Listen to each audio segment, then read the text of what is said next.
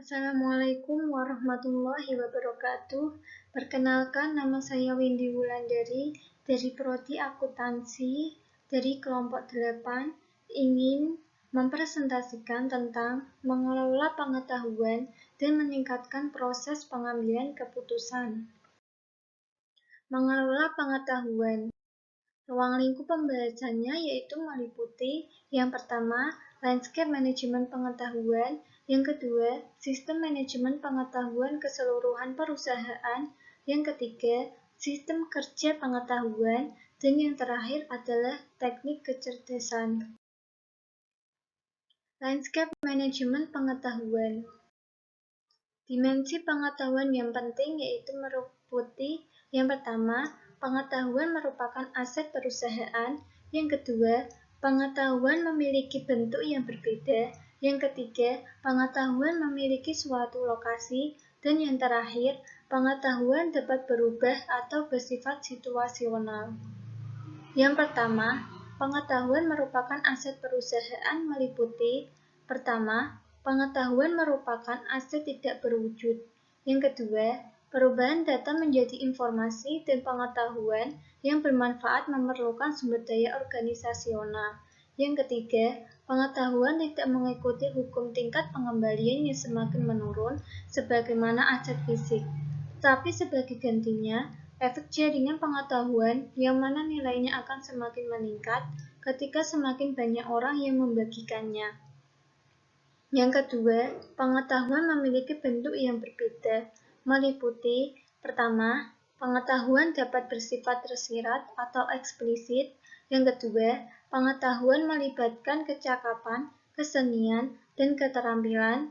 Yang ketiga, pengetahuan meliputi cara mengikuti suatu prosedur. Yang keempat, pengetahuan meliputi alasan mengapa, bukan sekedar kapan sesuatu terjadi. Yang ketiga, pengetahuan memiliki suatu lokasi, meliputi yang pertama, pengetahuan merupakan suatu kejadian yang bersifat kognitif yang melibatkan model mental dan pemetaan pikiran individu. Yang kedua, pengetahuan memiliki basis sosial dan individual. Yang ketiga, pengetahuan melekat yang terletak atau terperangkap dalam budaya dari suatu perusahaan dan kontekstual. Dan yang terakhir, pengetahuan dapat berubah atau bersifat situasional, meliputi yang pertama, pengetahuan bersifat kondisional, mengetahui kapan menerapkan suatu prosedur yang sama pentingnya dengan mengetahui prosedur atau kondisional bersyarat. Yang kedua, pengetahuan terkait dengan konteks. Rantai nilai manajemen pengetahuan. Manajemen pengetahuan mengacu pada serangkaian proses bisnis yang dikembangkan dalam suatu organisasi untuk menciptakan, menyimpan, memindahkan, dan menerapkan pengetahuan.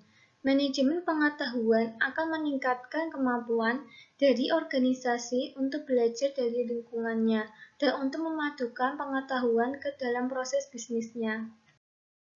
Penguasaan pengetahuan.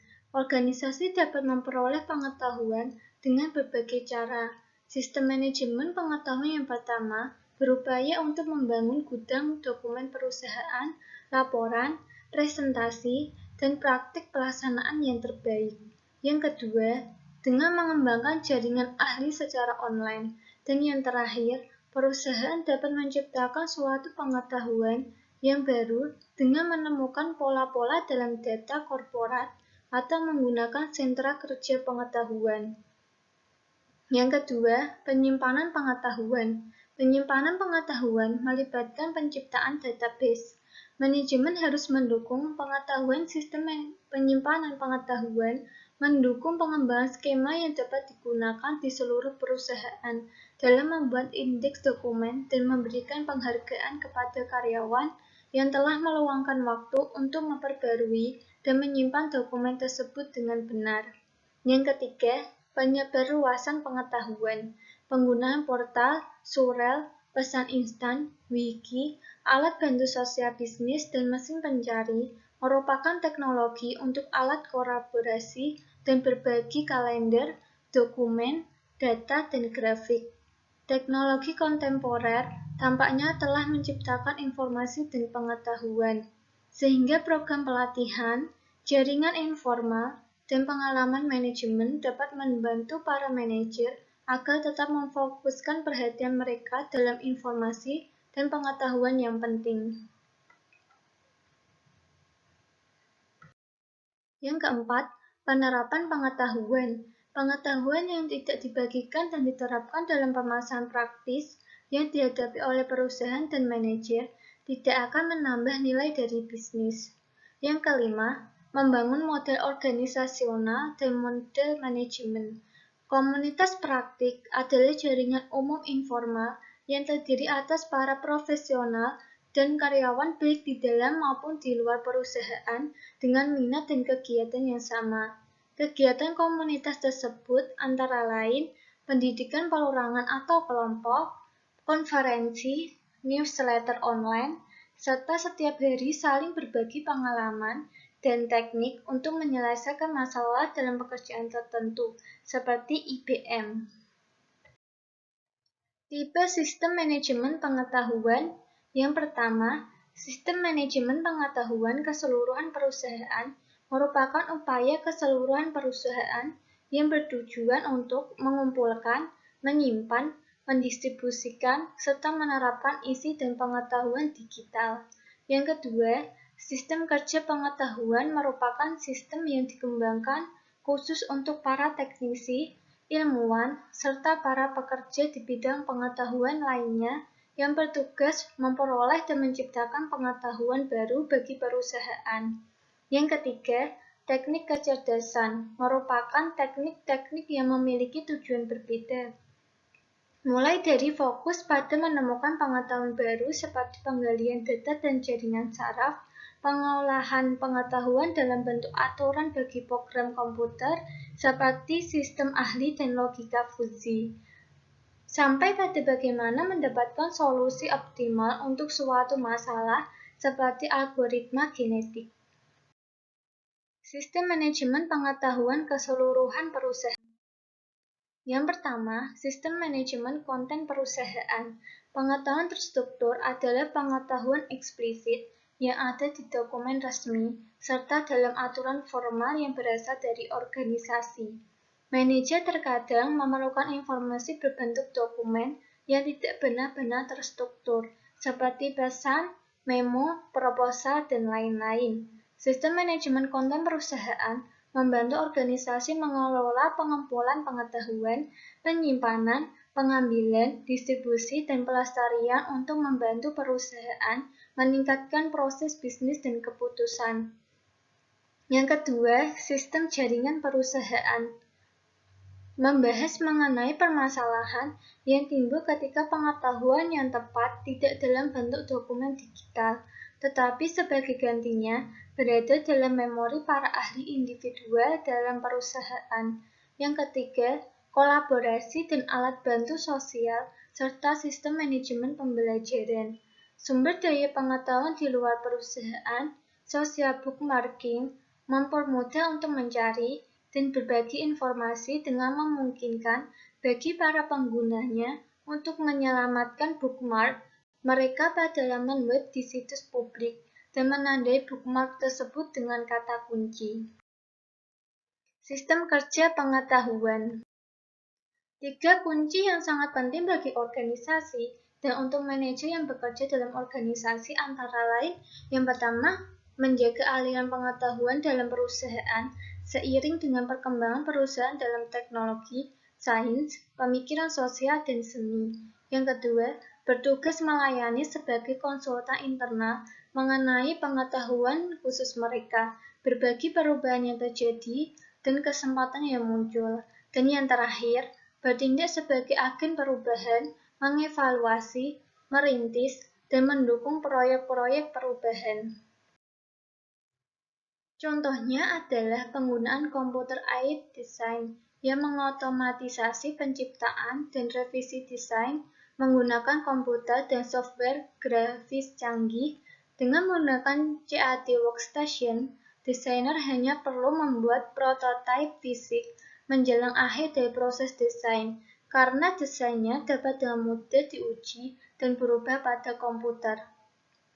Kemampuan software CAD menghemat banyak waktu dan uang. Ini adalah contoh tampilan dari CAD. Teknik kecerdasan. Artificial Intelligence atau AI atau kecerdasan buatan dan teknologi basis data memberikan sejumlah teknik cerdas yang dapat digunakan oleh berbagai organisasi untuk menangkap pengetahuan perorangan dan pengetahuan kolektif serta mengembangkan pengetahuan tersebut. Sistem kerja pengetahuan CAD atau CAM, fungsi dalam organisasinya yaitu menyediakan insinyur, desainer, dan manajer pabrik dengan pengendalian yang tepat atas desain dan proses manufaktur industrial. Yang kedua, sistem realitas virtual, yaitu menyediakan pembuat obat-obatan, arsitek, dan tenaga medis dengan simulasi objek secara tepat dan realistis. Yang ketiga, sentra kerja investasi, yaitu komputer PC mutakhir dalam sektor keuangan untuk menganalisis situasi perdagangan yang seketika dan memfasilitasi manajemen portofolio. Sistem ahli atau expert system. Cara kerja sistem ahli. Model sistem ahli pengetahuan manusia sebagai seperangkat aturan yang kolektif disebut basis pengetahuan. Strategi menggunakan pencarian basis pengetahuan disebut mesin inferensi. Dalam penalaran maju, mesin inferensi dimulai dengan memasukkan informasi oleh pengguna dan mencari aturan dasar untuk sampai pada suatu kesimpulan. Sedangkan dalam penalaran mundur, strategi untuk mencari dalam basis pengetahuan dimulai dengan hipotesis dan berlanjut dengan menanyakan pengguna pertanyaan tentang fakta-fakta tertentu sampai hipotesisnya disetujui atau tidak disetujui. Kecerdasan organisasional, penalaran berbasis kasus yang pertama sistem logika fuzzi. Logika fuzzi adalah teknologi berbasis aturan yang dapat mempresentasikan ketidaktepatan dengan menciptakan aturan yang menggunakan nilai subjektif atau nilai yang mendekati.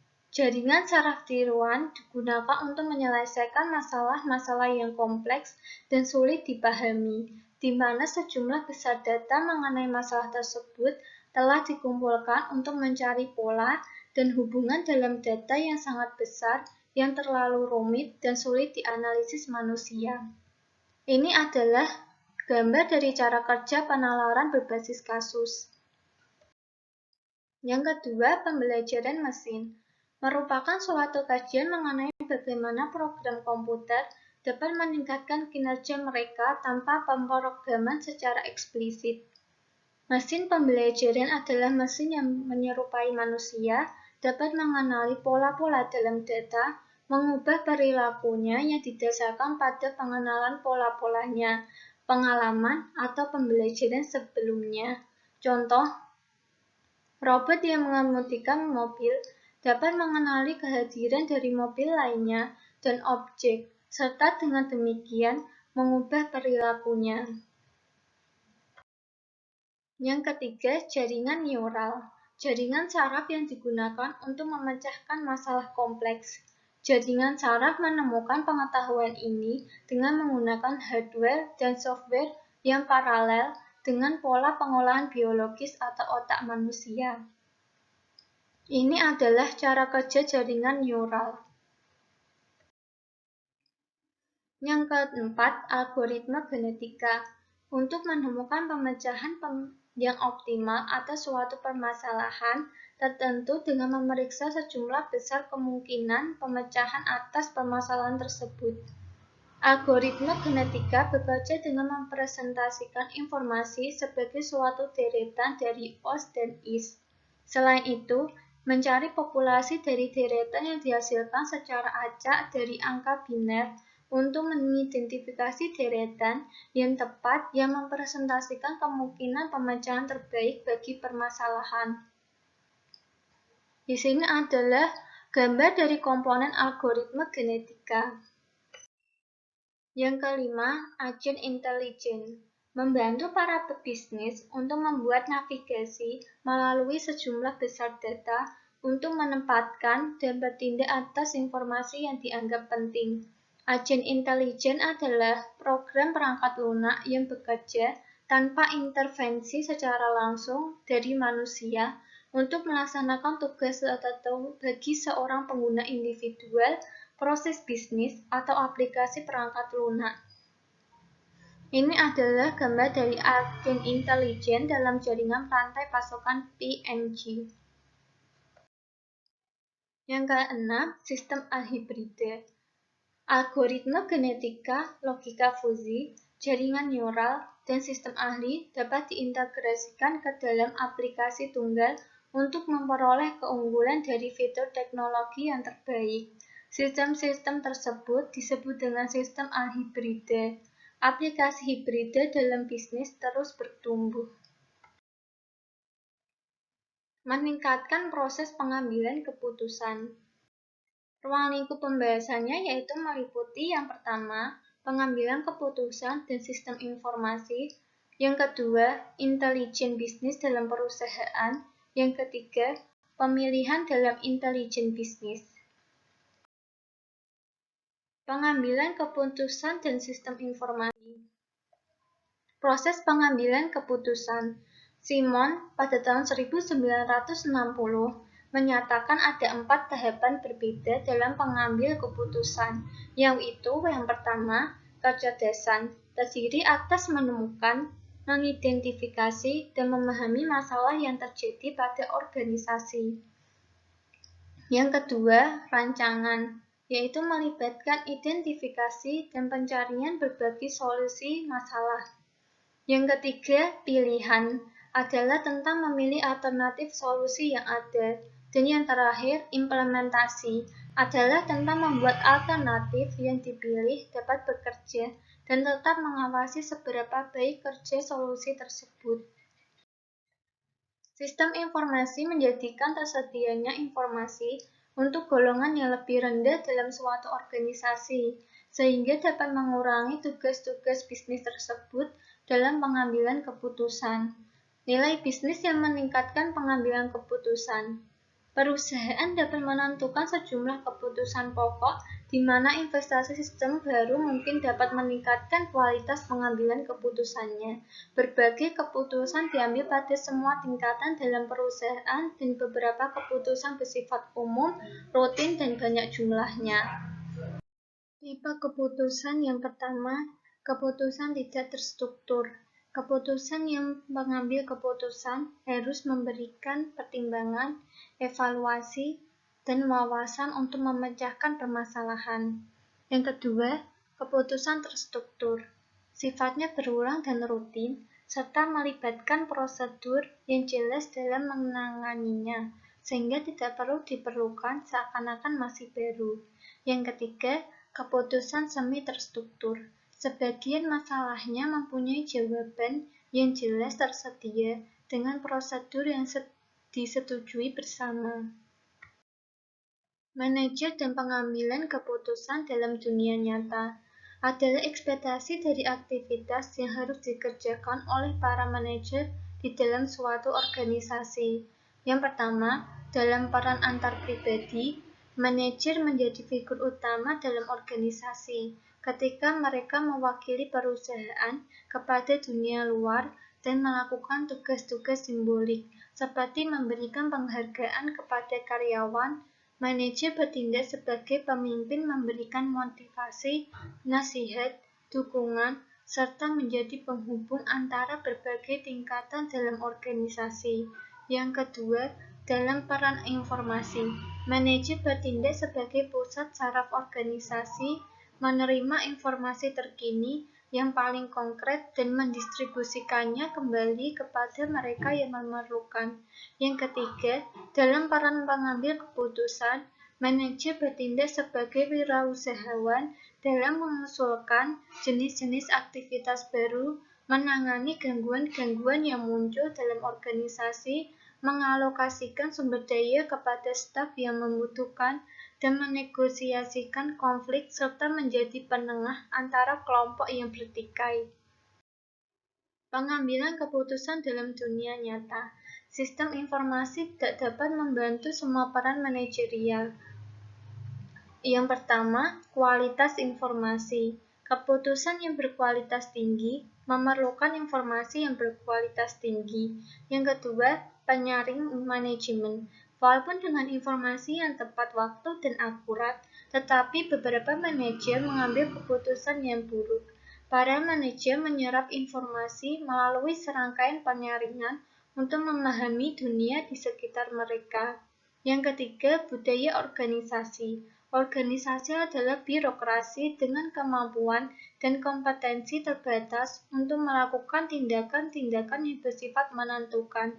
Ketika lingkungan berubah dan perusahaan perlu mengadopsi model bisnis baru untuk bertahan, kekuatan yang besar dalam organisasi menolak pengambilan keputusan untuk perubahan besar. Pengambilan keputusan otomatis yang berkecepatan tinggi. Banyak keputusan yang diambil oleh organisasi tidak dibuat oleh manajer atau beberapa manusia. Contohnya, ketika kita memasukkan suatu query ke dalam mesin pencari Google, Google telah memutuskan URL yang menampilkan dalam waktu rata-rata sekitar setengah detik.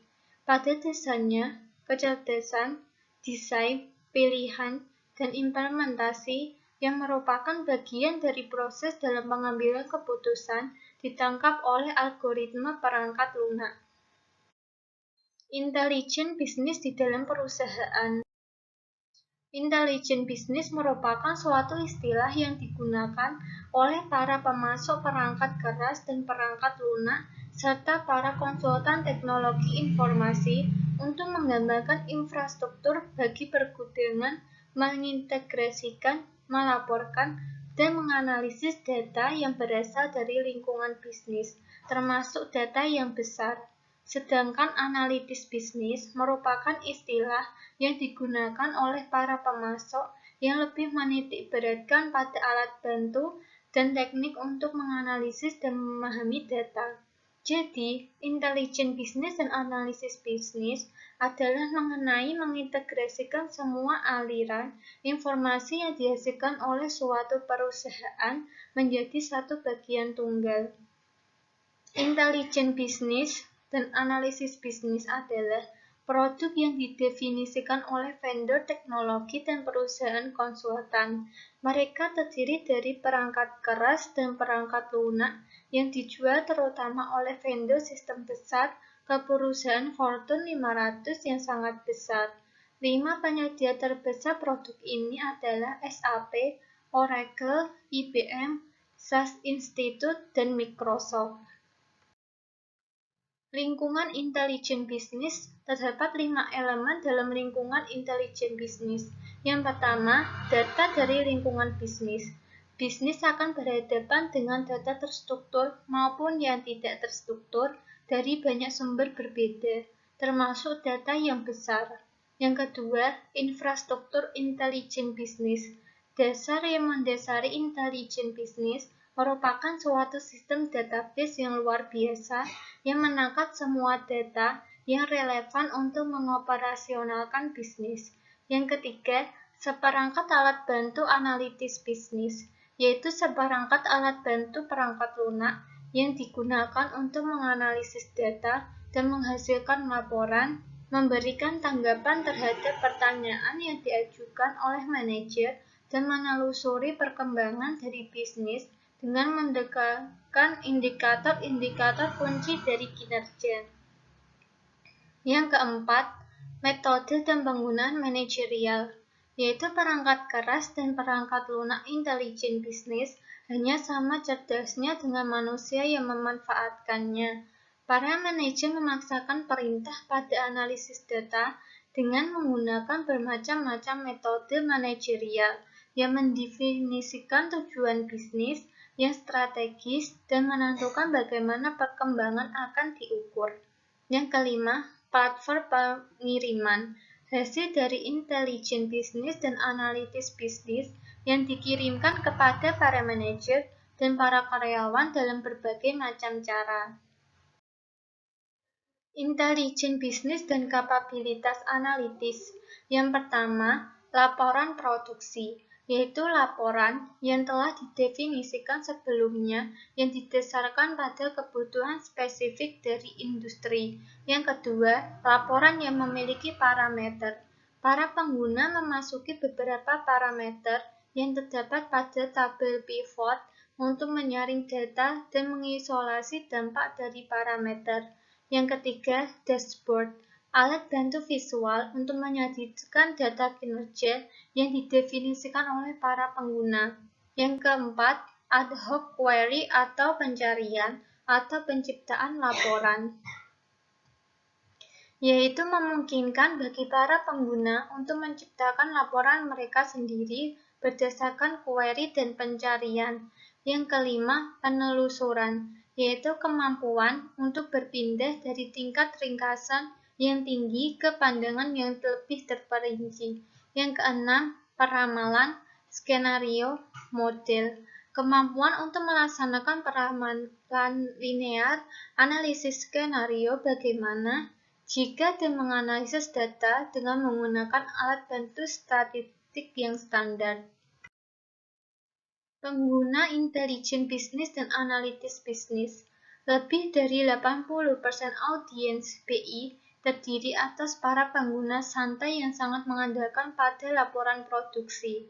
Eksekutif senior cenderung menggunakan BI untuk memonitor aktivitas perusahaan dengan menggunakan antarmuka visual seperti dashboard dan kartu nilai.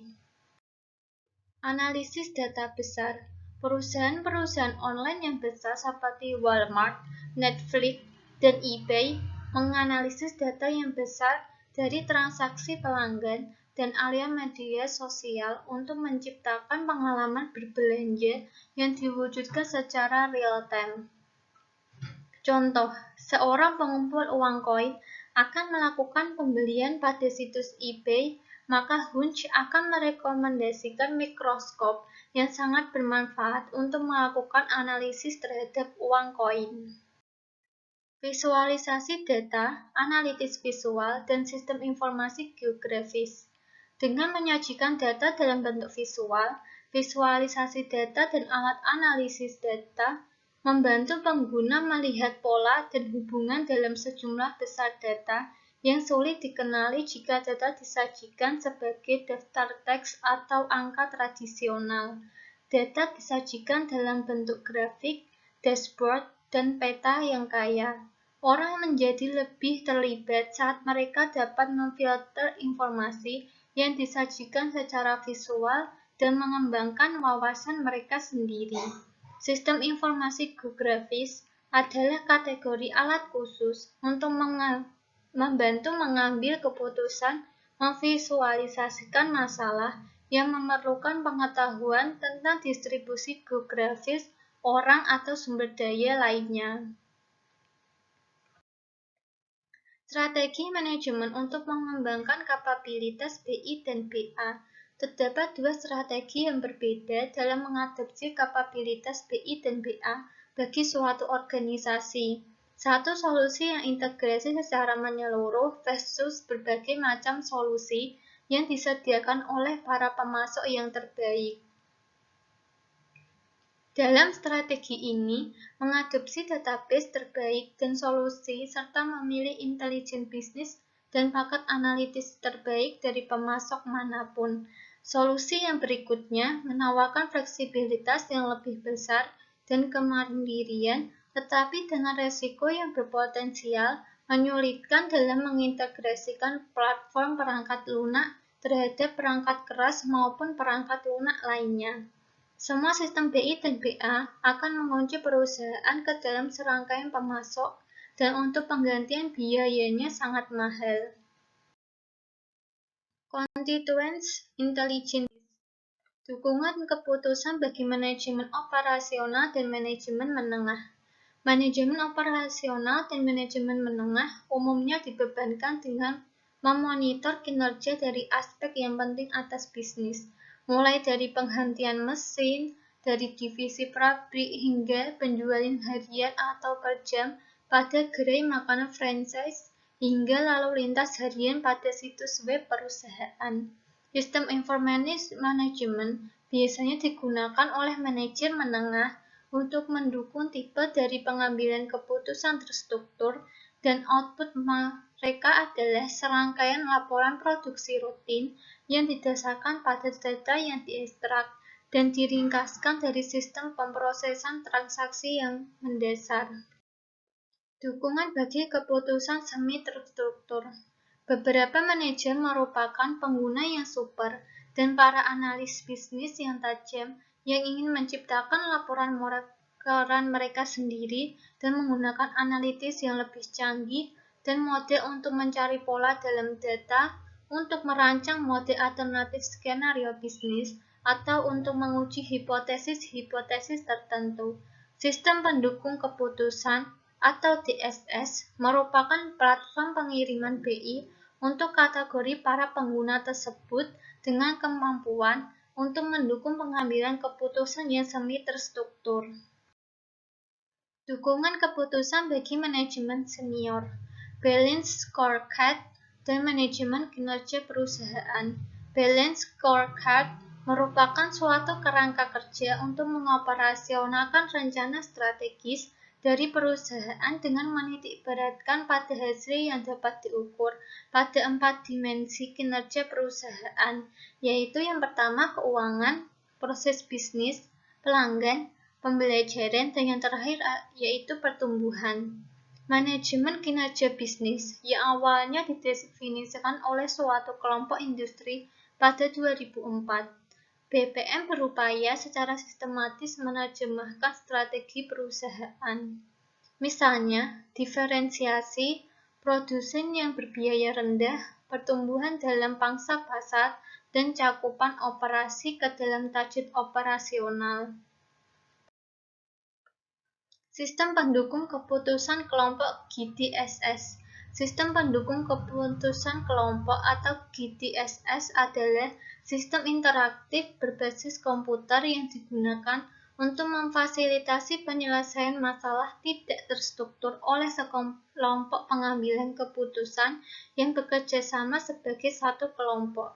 Karakteristik dari GDSS adalah yang pertama, GDSS adalah sistem informasi yang dirancang secara khusus. Yang kedua, untuk mendukung kelompok pengambil keputusan dalam melaksanakan tugasnya. Yang ketiga, mudah dipelajari dan digunakan. Yang keempat, dapat dirancang untuk satu tipe masalah atau untuk beragam tingkatan kelompok organisasi keputusan. Yang kelima, dirancang untuk mendorong aktivitas-aktivitas seperti penghasilan ide, penyelesaian konflik, dan pemberian pendapat. Demikian presentasi dari saya. Apabila ada kata yang kurang berkenan, saya mohon maaf. Wassalamualaikum warahmatullahi wabarakatuh.